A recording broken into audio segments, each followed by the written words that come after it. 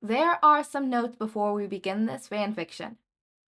Adding to the Flock by Rei Wakayami is part of the series, The Tales of the Mockingbird and Lyrebird.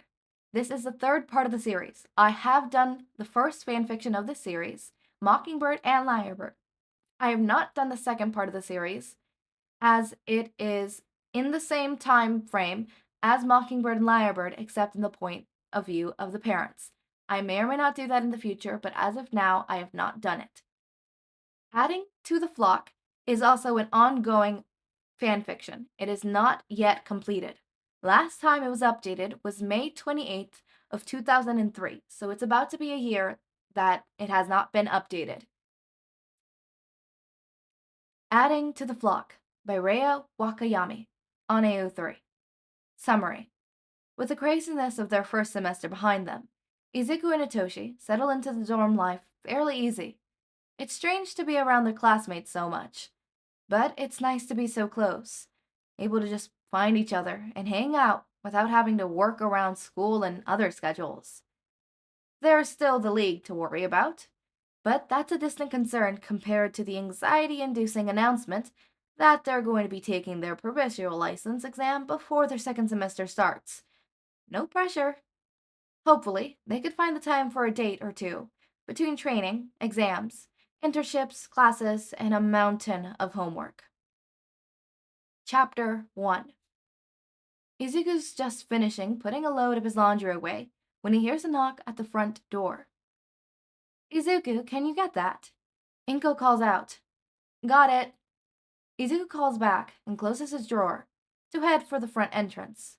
Standing on tippy toes to look through the peephole, he raises a brow at who he sees. Izuku opens it with a grin. Aizawa-sensei, what are you doing here? Is Hitoshi here? Yes, looking around. Not right now, problem child. Mind if I come in? Aizawa asks, and Izuku nods eagerly, stepping back to let the man in. Izuku, who's... Oh, Shota-san, hello. What brings you here? Inko asks, coming in with a basket of fresh laundry. Inko-san, good to see you. I'm actually here on official business. Aizawa admits, expression serious, and Izuku flicks his gaze between his mother and his teacher as something seems to pass between them. Of course. Why don't you take a seat in the living room, and I'll put some tea on. I have a feeling we'll need it. She says, with a bit of a strained smile. Aizawa nods, and Izuku follows him into the living area. He tries to catch his mother's gaze to silently ask what's wrong, but she disappears into the kitchen before he can, so he's forced to follow Aizawa and sit down at the table. Have you started packing? Izuku asks quietly, while they wait for Inko to come back. A bit. Aizawa says with a nod, but it's obvious he's waiting for Inko to get back. So, Izuku subsides into silence. Inko returns a few minutes later with a tray of tea, sets it on the table between them, and then sits. I hope you are feeling better after your injuries, Shoto-san. Inko says with a sincere smile. Yes, I am. Recovery girl fixed up my arm. Aizawa says with a nod. That's good to hear. Now, you said you were here for official business. Inko prompts. Aizawa nods, stiffly. Yes, in regards to the letter that was sent about UA switching to a new dorm system. Aizawa says simply. Nezu feels it would be best if we spoke with all the parents of our students to explain how the dorms will work, as well as the new upgrades and safety guards in our defenses on campus to ensure everyone's safety. Ah, Inko says, stiffly, and Izuku fidgets, glancing back and forth. I'm not sure how I feel about these dorms, Inko says, softly, hands clutching on the table where they rest. You claim they are to protect the students, and yet UA has already been infiltrated and attacked once. Inko says, sharply. How do I know you could protect Izuku in these dorms? He's been attacked, kidnapped, and held hostage, all within the last month, while under UA's protection. What makes this any different? She demands. Why shouldn't I withdraw Izuku right now from that school? Mom, Izuku says weakly, heart skipping at her words. He's been afraid of this. He'd scared her with everything that had happened. No, Izuku, Inko says softly. I am your mother. My first priority, above all else, is your safety. If UA isn't safe for you, I won't hesitate to pull you out, even if you don't like it. There are many other hero schools you can transfer to. But, Izuku whispers, with anxiety curling in his chest. UA is his dream. He doesn't want to go anywhere else. Hitoshi is at UA. Mei, Yamada-san, Aizawa-san, and the rest of his class. He doesn't want to lose them. Izuku, Aizawa says softly, and he looks at the man. But he hasn't taken his gaze off of Inko, the two holding some strange stare-off. Slowly, Aizawa stands stiffly. He steps to the side, away from the table, before he abruptly kneels and bows before his mother.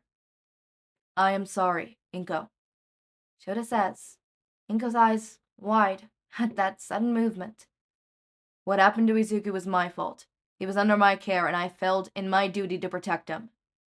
Aizawa says simply, if you must blame someone for these things, blame me. Shota, please, stop, get up. Inko says, tremendously, pushing her chair back to kneel in front of him and push his shoulders up. Shota, this isn't... Stop, she whispers, shakily, as he straightens. I don't blame you for this. Inko waves her hands towards the sky to indicate everything that's happened. You are just one man, Shota-san, a good man, an excellent hero. But you're still just one person against so much. You had a lot thrown at you, she says softly, and gently pushes him towards his seat again. Inko-san, that is besides the point. I am a pro-hero, a teacher, and a father. I see things from many perspectives. I see what we should have done. All the mistakes we made that night, in ways we should have reached, and didn't. We were sloppy, negligent with our charges. And we're lucky things turned out how they did. Statistically, most kidnapped victims are killed within the first 24 hours, Inko. We are lucky they're still alive. Aizawa states, bluntly, as a teacher, my job is to train children to be heroes, to show them how to do and know right from wrong, know to save lives, and how not to get killed while doing it. I teach them not to make my mistakes, and yet I was blinded by my own tunnel vision. They led us around by the nose, and we let them. Aizawa continues, as a father, I'm terrified. He says softly, they were after Hitoshi that night as well. It was pure luck that I got to him first and got him to safety. I wasn't lucky enough to get Izuku and Bakugo in time. I'm terrified of what they will throw at us next, and how my son, how my students will be dragged into it next. He admits, and Inko reaches to clasp his hands in hers. I understand your worries and fears. I can't promise that something won't happen. Being a hero means putting your nose into things that probably shouldn't. It's dangerous, and people die from this line of work. But I promise you that as long as I'm able, I will protect him. I will do my all to make sure he comes home to you. Aizawa says softly, gripping her hand and staring at Inko. Oh, Shota-san. Inko says quietly, I really don't blame you. If anyone is to blame, it's the ones who keep doing this. It's easy to blame you and the others at UA. You're convenient and right there for us to yell at, while those who did it are gone. I'm afraid, too, not just for Izuku, but for Hitoshi, you, and Hasashi-san as well. I'm afraid that the next time I'll lose one of you. You've all become like family to me, she admits softly, with a trembling smile. I don't have much in the way of family, so this means a lot to me. Thank you for your promise. but I want you to promise me that you'll look out for each other and yourself. You say heroes die in the line of work. Well, I don't want you to become one of those statistics. Inko presses, and Aizawa nods silently.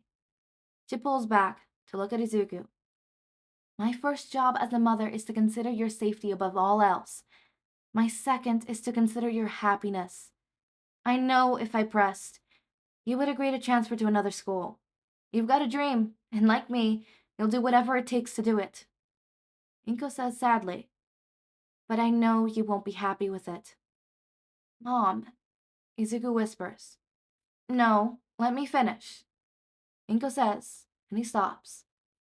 You keep getting into things that scare me, Izuku. I can't blame you for them. Most of it was beyond your control. You were a victim. But that doesn't stop the fear that every time you step out of this apartment, you won't come home. And that if I let you go to these dorms, I may never see you again. She whispers. Izuku swallows around the lump in his throat. But I want you to be happy. And locking you up like some china doll and never letting you out of my sight will only make you hate me. So you need to promise me, Izuku, to stay safe and healthy, to try and avoid these kinds of situations when possible, and to always come home to me, okay? That goes for Hitoshi and the two of you too. She adds, with a look at Aizawa. I've lost a lot of family in my life. I don't want to lose any more. I promise, Mom. Izuku whispers, fighting back the tears that want to escape. I'll make sure we all keep that promise. Aizawa says, with a firm nod. Thank you, Inko says, wetly, pulling a tissue out to dab at her eyes. Izuku gets up to walk over to her and hug her. I know I'm being mean to you, Inko says. No, you're perfect, Mom, Izuku says, with a squeeze around her shoulders. I'll visit every weekend, and I'll come home for the holidays. I'll call as often as you want, and we could text and... Izuku lifts off. Thank you. Inko huffs out with a wet laugh. I'm sure we can arrange a visitor's pass too, if you'd like to visit. Aizawa adds with a smile. I'd like that. You can show me around? Maybe let me meet this May girl who keeps blowing things up? Inko says to Izuku, and he chuckles. Now, Inko sniffles a bit before straightening herself up and starts to pour out the tea. Let's discuss these security increases and what we will be needing for Izuku to move into these dorms. Wow, Izuku says, softly, looking up at the large building in front of them, weighed down by the last of his things he brings to the dorms. Right, Hitoshi says, with a nudge of his elbow. You should see the teacher's dorm. Our apartment is actually bigger than our original apartment. There's even a third bedroom. Pops is talking about turning it into an office. Aizawa steps up and clears his throat, getting everyone's attention. All right, I'm sure you're all ready to go in and start setting up your rooms. Before that, I'll go over a few things. The dorms, while co-ed, are split with boys in the left ring and girls in the right ring. The first floor contains the living area, dining area, kitchen, bathrooms, laundry, and other communal areas, also split by gender where necessary. Aizawa states, bluntly, sending a look across the gathered students. The class as a whole will be provided with a weekly food suspension to buy the things necessary to cook meals for yourselves. Lunches will still be provided in the cafeteria as well. If you want to buy anything outside of the budget, or as extra special for yourself, you'll pay for it out of your own pocket. There is a curfew to be instated starting tonight. You must be in your dorms by 8 and in your rooms by 10. Anyone caught out will have to explain why. And if I or whatever teacher catches you doesn't like your answer, you will be serving detention. Is that understood? Yes, Sensei. The class calls out. We are taking your safety extremely serious. That means you remain on campus unless given permission to leave. Students are allowed off campus on weekends to visit family and do other activities. but you must get written permission from myself or other faculty members. If you ask anyone else, tell me so I am made aware. If you are found sneaking off campus without permission, you will be facing consequences up to being expelled. You might not care about your safety, but we do, and flaunting it away is not something we stand for. Is that understood? Yes, Sensei. They called again. You are in our care, and we promised your parents you would be safe with us. Remember that. Now, if you need any help setting up, ask one of your classmates, because I'm not an interior designer. Aizawa states bluntly, and the class laughs. Go on. He waves, and they stream into the dorms. Wow, it's bigger than I was expecting, Izuku says, Uraraka squawking at the sides with widened eyes. Yeah, Hitoshi agrees. I'm on the second floor, he adds. Me too, Izuku says, and they share a glance before grinning and looking away. Izuku follows Hitoshi up the stairs rather than taking the elevator, and soon finds his room strewn with pieces of boxes and aloof furniture that was shipped ahead for the rest of his stuff. He sets his bag down that contains the last of what he was to bring to the dorms. He still has some stuff at home, but he'll be there on occasion, so he won't need as much stuff. Sucking in a deep breath, Izuku dives in to set up his dorm how he wants it to be set up, turning some music on to listen while he does. Time passes in leaps and bounds, and before he knows it, it's dark outside, and completely worked through lunch setting up his room. A knock at his door has him glancing up to see Hitoshi leaning in the doorway with a grin. Done? He asks, looking around. Mostly, Izuku admits with a grin. He decided to leave some of his hero stuff at home, mainly because if he tried to bring it all, he would have a lot more boxes to pack. It's still heavily screwed towards All Might, but not as much as it's been before. All Might is retired now, and while he will always be his favorite, it's time to give other heroes more of a place in his room. I haven't seen that one before, Hitoshi says, with a look at one of the posters on the wall in a frame. It shows President Mike singing into a microphone, winking at the camera with a few light effects behind him. President Mike is fairly young in it, from the look of it. Oh, yeah, Izuku says with a grin. I won that when I was in the 4th grade from his radio show. I called in and was the 8th caller. It's even signed. Izuku points out the silvery signature. I put it up to make room for other posters when I was younger, and when I was going through my stuff, I found it again, and I thought I should hang it up again. Uh-huh, Hitoshi says, and holds up his phone to snap a picture of it before he starts texting. I'm showing Pops, so don't be surprised if you hear a scream. Hitoshi says, and Izuku snorts. Hungry? He asks, looking up from his phone as it dings 3 times with incoming texts. Izuku's stomach growls in answer, and he flushes a bit. Yes, he admits, and follows Hitoshi down the stairs to the common area. Someone had the forethought to remember they were all just moving in today, and they hadn't gone shopping for food yet because there was a pile of pizza boxes on the counter in the kitchen, with a stack of paper plates and various drinks to pick from. Dad ordered them, Hitoshi murmurs, and Izuku nods, tagging a few slices alongside Hitoshi before aiming for the living area. Uraraka and Kirishima are already done, looking sweaty and tired from setting up their rooms, but grinning excitedly as they eat their pizza. Hey guys, Izuku says with a wave before plodding down on the couch. Hitoshi sits next to him, their knees touching as he eats and waves his can of soda at them, mouth full of food. Midori bro, you finished unpacking? Kirishima asks. Izuku takes a bite of food and answers as he chews.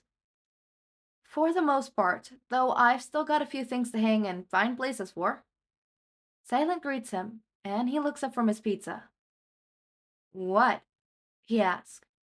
Don't talk with your mouth full. Hitoshi jokes, and Izuku flushes.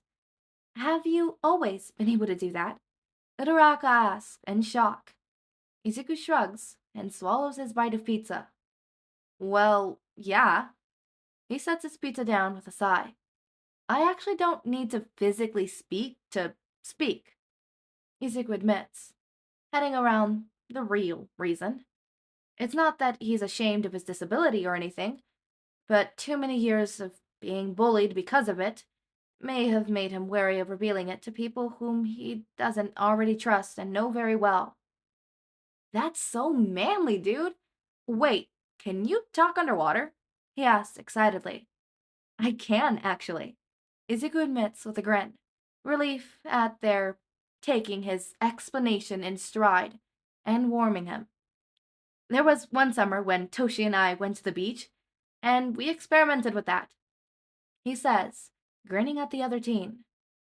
You mean the summer we both got seriously sunburned and your mom scolded us for not wearing sunblock because we were pasty white? Hitoshi asks, arching a brow. Yep, Izuku says before taking another bite. Ah, pizza! Yes! Hagakuri's voice echoes out from the kitchen, and shortly, she and Yaoyorozu both admit with plates and drinks. Who got us the pizza? She asks. Sensei, Kirishima answers. He said he's taking a couple of us tomorrow to do the weekly shopping, and he'll set up a rotation schedule so everyone does it eventually. He adds. More of their classmates emerge as the smell of pizza penetrates the upper floors and they finish unpacking. What the hell were you doing in there, Todoroki? Sarah grumbles as they come out of the kitchen. It sounded like a construction zone. Setting up my room, Todoroki says, evenly. Laughter rings out around the room at his deadpan statement. So, am I the only one who finds it both weird and awesome to be staying in the dorms with you guys? Uraraka asks out loud after swallowing a drink of her juice. Right, Kaminari gushes. I really hope none of you snore and that the walls aren't super thin. He adds, with a mocking glare at those gathered. Nah, I already tested it.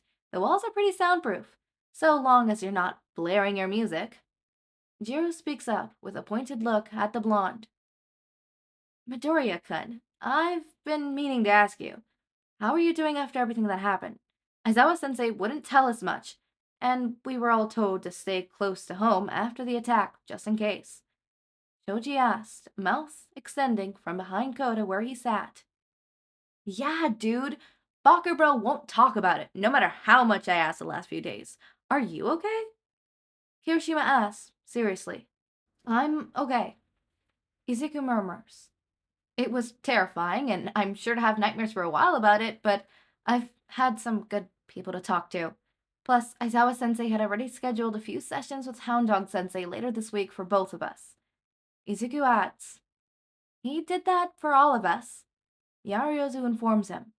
It's mandatory for students to receive counseling after something traumatic to ensure that they're handling it well. The silence hangs heavy for a bit before Sero speaks up. I don't know about you guys, but I'm still full of energy. Anyone know of any fun games we can play? The class excitedly starts calling out suggestions on what they want to do to pass time before the curfew.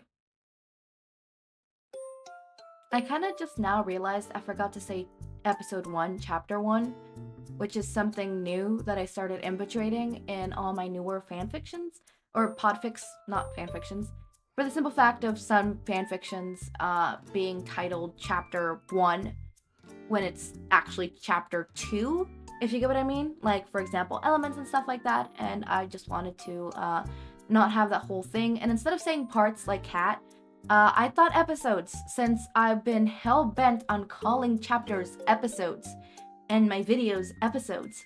It's hilarious, but adding to the flock is now gonna get podficked, or at least the 5 chapters that are out. There's only 5 chapters out so far.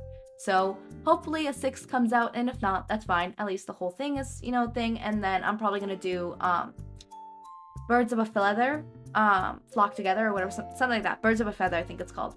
I'm probably gonna do that one as well, but Not so sure if I'm gonna completely add it or not. It's something I'm still thinking about. Are you guys interested in that one? That one has 7 chapters. It's not completed though. The sequels of these are not completed. The first one is completed. These 2 are not. So if you guys are interested in that one, please go ahead and tell me and I will go ahead and do it. I'm glad to be able to do adding to a flock. It's one that I've been meaning to do for months. I just hadn't had time to do it. And now that I know that I'm just gonna go ahead and do these series that even if they're not completed and just update as it goes, then yeah, doing these. Because before it was kind of like, okay, where would I put it? Where would be their slot? I have a slot, I have a place, and I have a means. So whenever this one gets updated, I will get a notification that it got updated. Well, I will get an email, but notification. And I will go ahead and do this. I'm glad to have this, and I may or may not have to probably read up on Mockingbird and Lyrebird. It has been it's been like a couple months. What, 2, 3, 4 months, probably 4 or 5 months.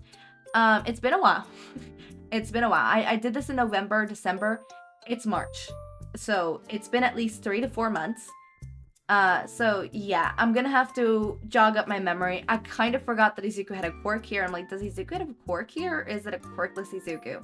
I kind of remember parts and bits. Like, I remember the big important stuff, but smaller minor details like Izuku literally being mute and his quirk is the thing that allows him to talk is something that I kind of forgot halfway through recording. Like, I just didn't know until like, halfway I remembered. I'm like, oh right, Izuku has that quirk.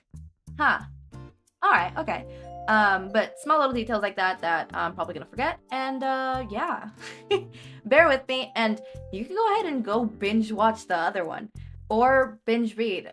But it's back, and we're just gonna have 4 more chapters of this, and then wait till chapter 6 comes out, if it comes out. It has been a year. It's been a while. It's been a year. It's a little alarming, because it's like, it's a year, so yeah. It could just be a really long hiatus. Let's cut them some slack. It could just be a really long hiatus, okay? Look, those who are saying I am delusional, Delulu is the Salulu, and you know what? May the Delulus become Trululus, okay? As always, my raindrops, make sure to eat, sleep, drink water, take your meds. Have a wonderful day or night. Link to my Discord server and socials are down in the description. Subscribe to see more of my content, and thank you so much for watching.